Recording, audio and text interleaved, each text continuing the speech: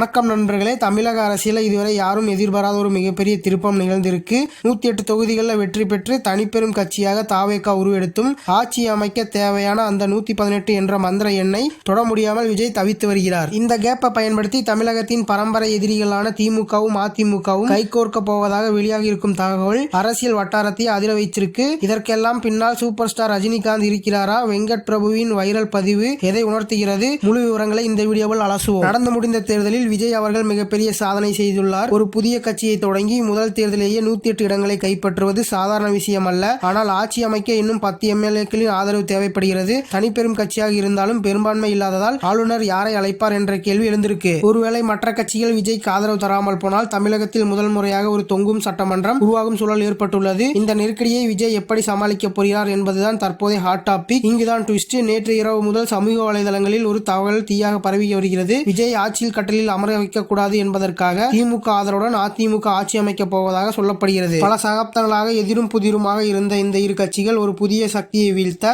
ஒன்று சேர்வது என்பது தமிழக அரசியலில் ஒரு மிகப்பெரிய வரலாற்று மாற்றமாக இருக்கும். நேற்று இரு கட்சிகளும் தனித்தனியாக பல மணி நேரம் ஆலோசனையில் ஈடுபட்டது இந்த தகவலுக்கு மேலும் வலு சேர்க்கிறது. இந்த பரபரப்பான சூழலில் தான் சூப்பர் ஸ்டார் ரஜினிகாந்த் அவர்கள் முதலமைச்சர் மு.க. ஸ்டாலினை சந்தித்துள்ளார். இது வெறும் நட்பு ரீதியான சந்திப்பு என்று சொல்லப்பட்டாலும் அரசியல் வட்டாரத்தில் இதற்கு வேறு அர்த்தம் கற்பிக்கப்படுகிறது. இந்த திமுக அதிமுக கூட்டணி முயற்சிக்கு ரஜினி அவர்கள் ஒரு பாலமாக செயல்படுகிறாரா அல்லது தமிழகத்தில் ஒரு நிலையான ஆட்சி அமைய அவர் ஏதேனும் ஆலோசனை வழங்குகிறாரா? ரஜினியின் இந்த மூவ் விஜய்க்கு சாதகமா அல்லது பாதகமா என்பது இன்னும் சில நாட்களில் தெரிந்துவிடும். இந்த அரசியல் போருக்கு நடுவில் இயக்குனர் வெங்கட் பிரபு போட்ட ஒரு பதிவு வைரலாகி வருகிறது.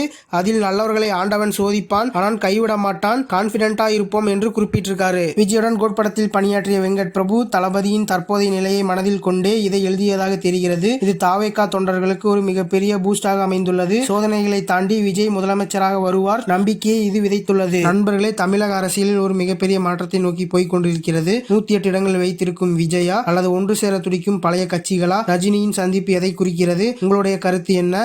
விஜய் இந்த 10 இடங்களை எப்படி பிடிப்பார்? கீழே கமெண்ட் பண்ணுங்க. இது போன்ற சினிமா அப்டேட்ஸ்க்கு லோகன் டாக்கீஸ் சேனலை ஃபாலோ அண்ட் சப்ஸ்கிரைப் பண்ணிக்கோங்க. அடுத்த வீடியோல சந்திக்கிறேன். டாடா பாய்.